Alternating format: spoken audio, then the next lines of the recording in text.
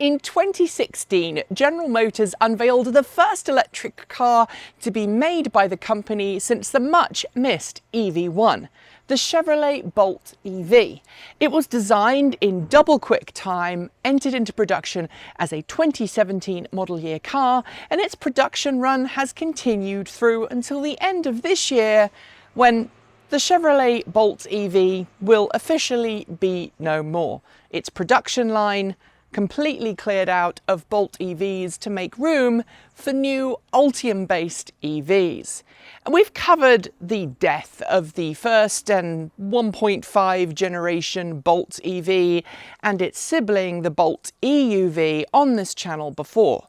But earlier this week, we got some great news from GM CEO Mary Barra, who, during the second quarter earnings call, which we'll cover more on our TEN News Roundup show this coming weekend, confirmed that this car is coming back as an Ultium-based EV.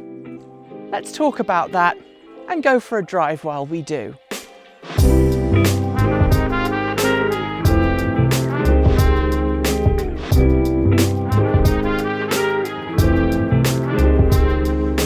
There are a couple of things I want to tackle before I get too heavily into this video. The first one is I'm driving my partner's Bolt EV, which we have owned now for many years.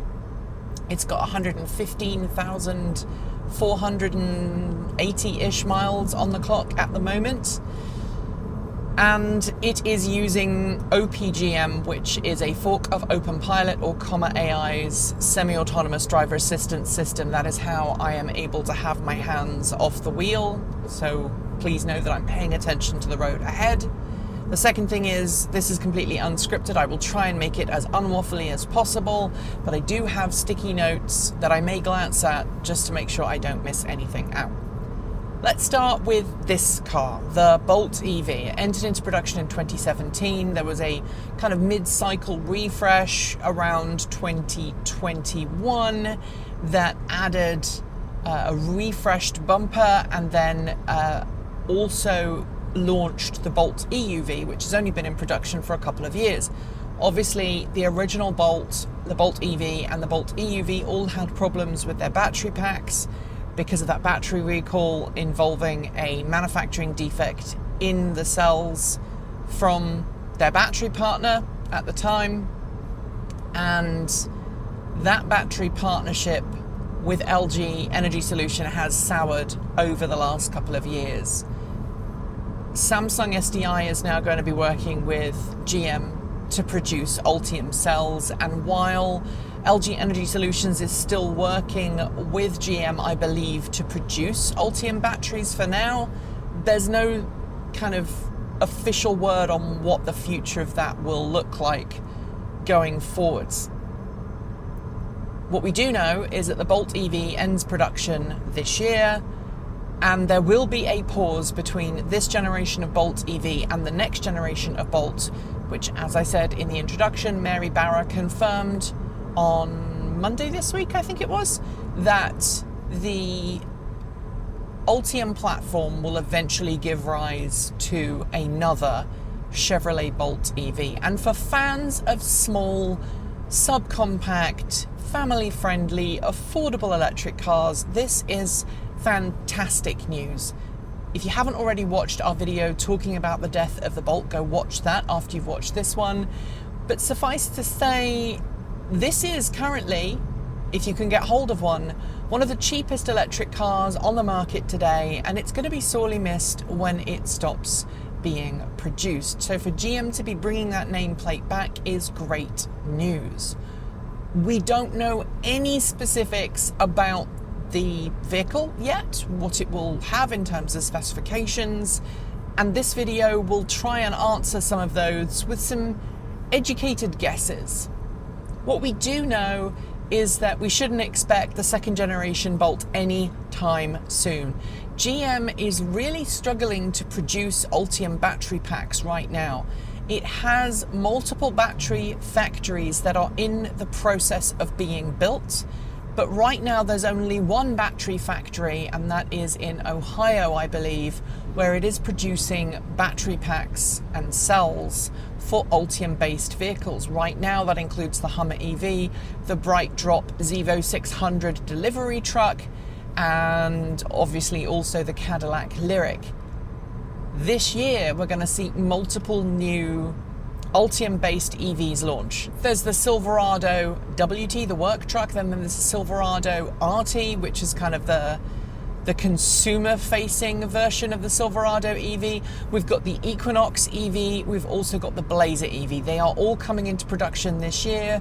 There is a new model from Cadillac that is entering into production this year. All of those use Ultium battery packs. And GM just last week confirmed that it had had to shutter one of its production facilities in Canada where the Zevo 600, the BrightDrop Zevo 600 is being made, because they cannot get enough battery packs. They just cannot make enough to satisfy the demand for all these vehicles.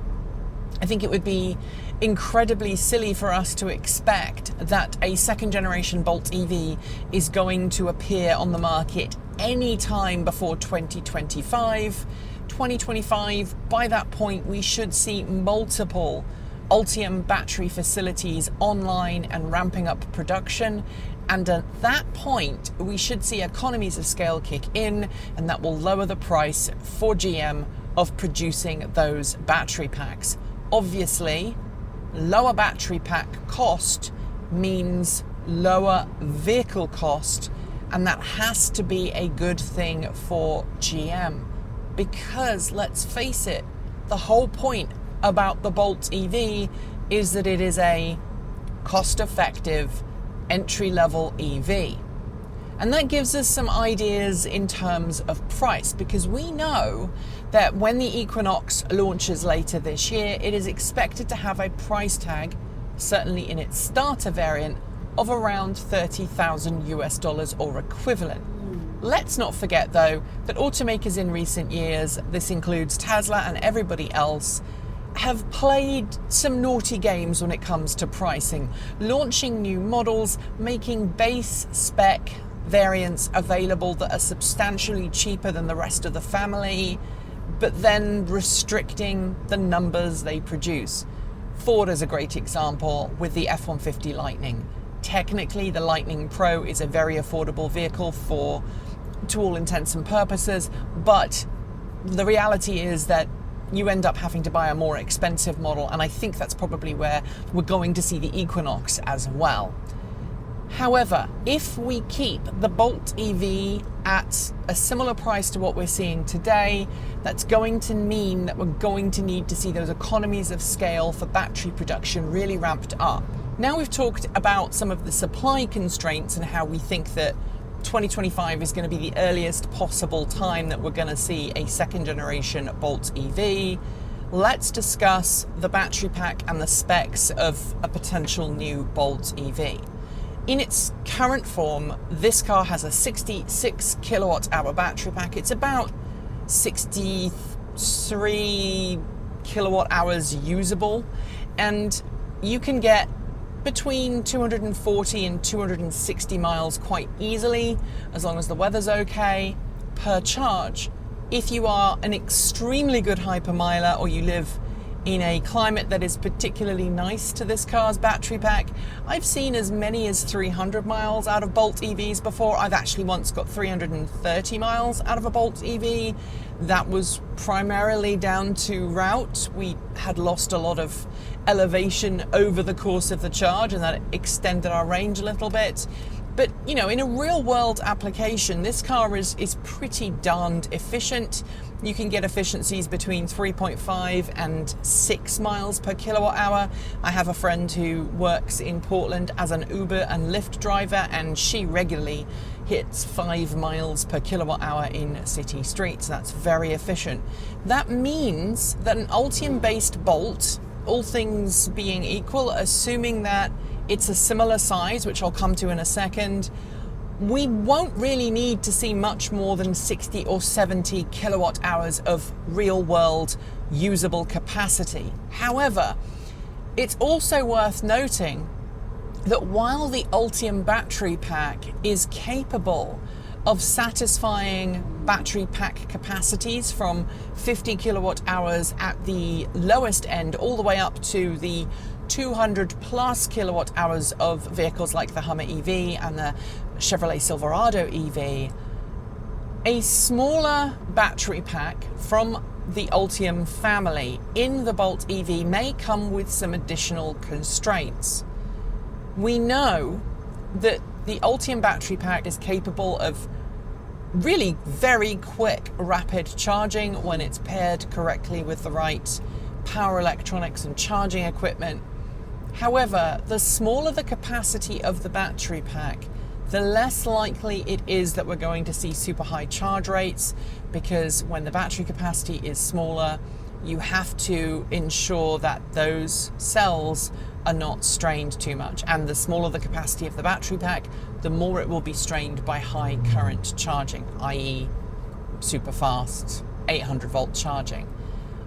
If I had to guess, and I don't know enough about the Ultium pack to be 100% sure, we're either going to see an 800 volt variant of the Bolt with maybe the ability to charge at 250 kilowatts, or we're going to see a 400 volt variant of the Ultium pack, which I believe is also a possibility, that uses, that 50 to 70 kilowatt hours of real world usable capacity and loses the 800 volt super fast charging, but in return maybe gives you 150, 200 kilowatts of rapid charging capability. Based on what we know of other cars with similarly sized battery packs, I think that is a reasonable expectation to have. Let's talk about Drivetrain.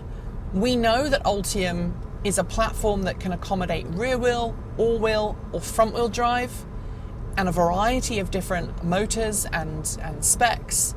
I think that could lead us to a future where we see a full hot hatch equivalent of the Bolt EV, not necessarily at launch, but maybe further down the line, with a really spicy drivetrain to give you some serious performance and bring that hot hatch vibe back.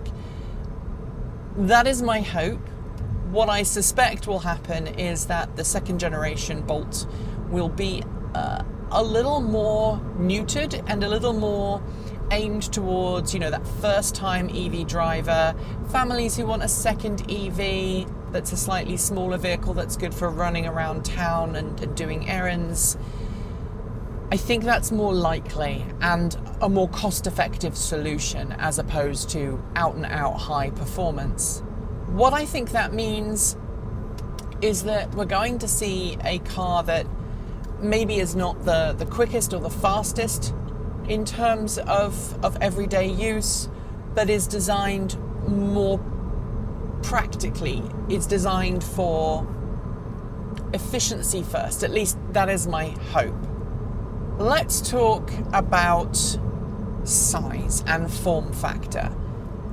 It's no secret that automakers have been making vehicles larger and larger and larger, and it's also no secret that every iterative version of a car ends up getting larger. I don't think there has been a production vehicle in a really long time that is smaller than the previous generation.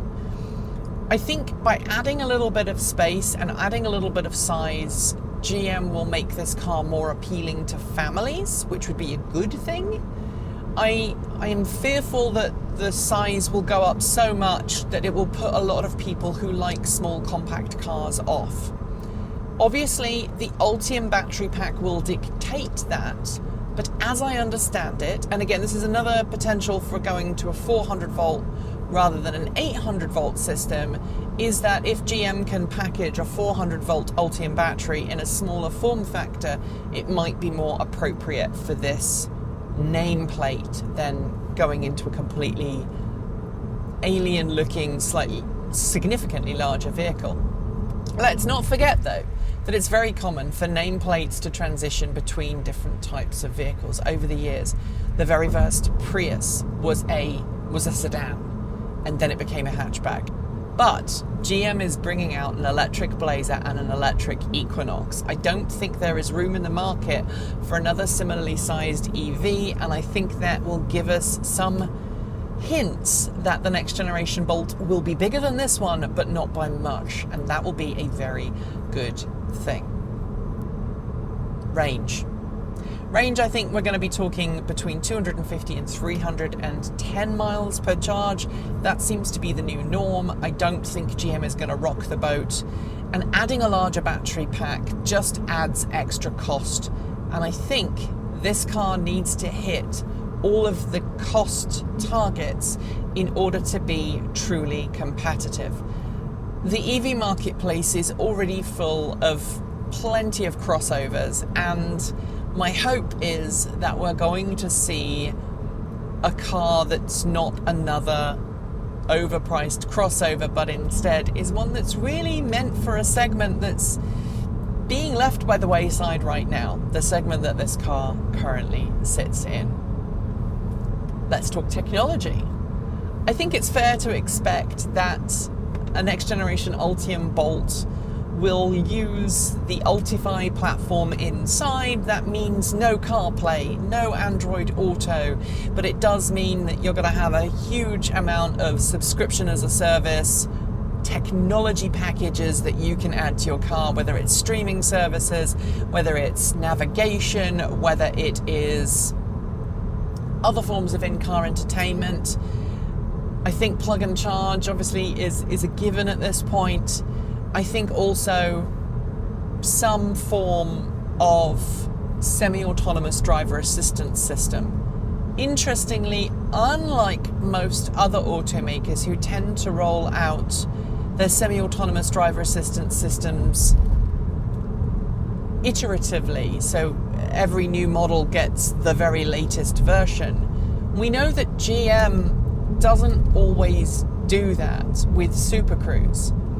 Lower end models get a lower variant of Super Cruise, and I think that could give us some very interesting effects for Bolt EV, second generation or third generation if you want to call it. Let's call it the 2025 or 2026 Bolt EV. I think it's going to have what we would currently consider as a high-end Super Cruise system, but it won't be the very, very highest level of Super Cruise.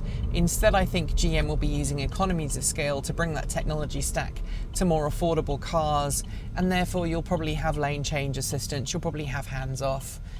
It may be a subscription service. They may just roll the package into the cars and then charge you a subscription fee if you want it in your vehicle.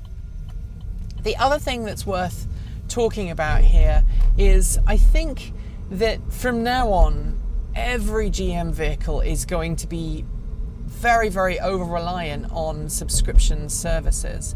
And what I think that's going to mean is that we're going to see cars that have lower sticker prices and lull you into a false sense of security about the vehicle being affordable, but then charge you a pretty hefty sum every month for the technology packages that come free with the car for a few months and then you have to start paying for. And in the case of the second generation Bolt EV, I think that we're going to see that in spades. So I expect a sticker price of around $25,000 for a starting price. Dependent on those incentives, that might bring it down to around 20,000, but that will include a lot of technology baked into the car that you'll not be able to use unless you pay for a subscription service. Unlike the current generation Bolt, which really the only subscription services you can opt for are the OnStar package and also, you know, the Wi-Fi access point in the car. Everything else is pretty much baked into the vehicle, and you're not going to be adding extra features by paying extra a month. But I think that will change for this new Bolt model. Is there anything that I would like to see changed about the Bolt? Well, I think we all have to talk about the seats. The current generation Bolt as well as the very first iterations of the Bolt, all had some seat issues, and lots of people complained about the seats and complained about the lack of support for certain size drivers, also the narrowness of the seats, and that really upset a lot of people. I think moving forwards we will see a more substantial seat in the Bolt EV. I think that will put people off if it doesn't have that, and we'll probably see things like electronically adjustable seats.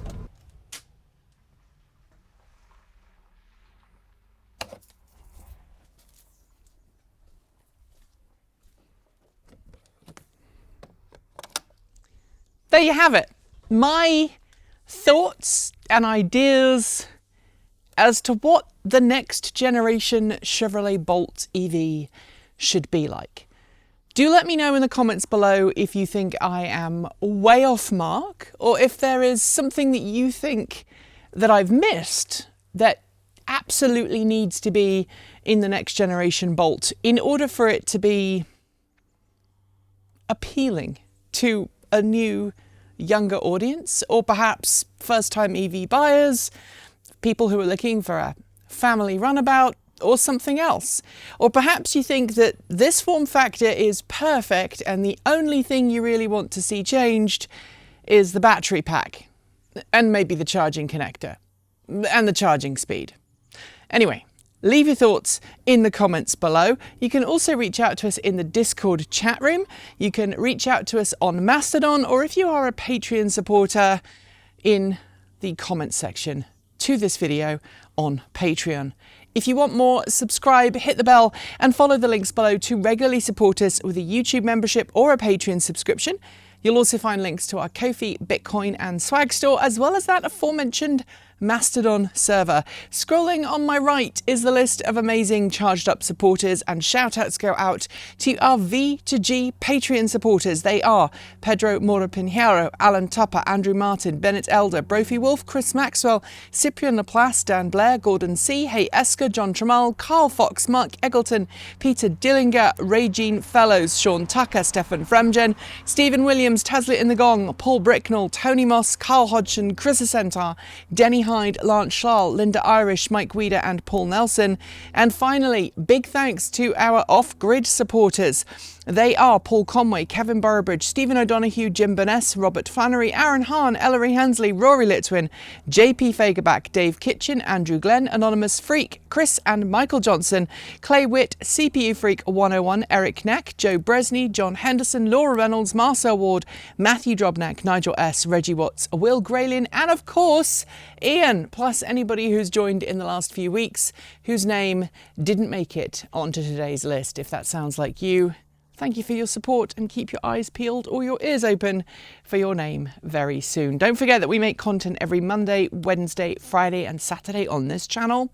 Plus on a Sunday, you can join me out here where I normally film my Sunday musing and the chicken and garden update. That is, unless Kate Walton Elliott's doing it, in which case, obviously, she does it at her home. It would be ridiculous for her to drive for 2.5 hours to film here and then 2.5 hours back home. Anyway, whatever you enjoy next, I hope your weekend is a great one. I hope the rest of your day is a great one. And as always, keep evolving.